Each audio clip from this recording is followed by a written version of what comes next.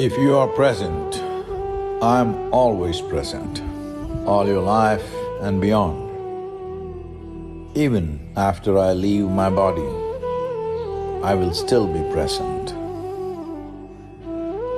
Presence is not a manifestation of one's physical self. In fact, one's physical self is a manifestation of one's presence. If you're overly attached to your physical self, your presence will diminish.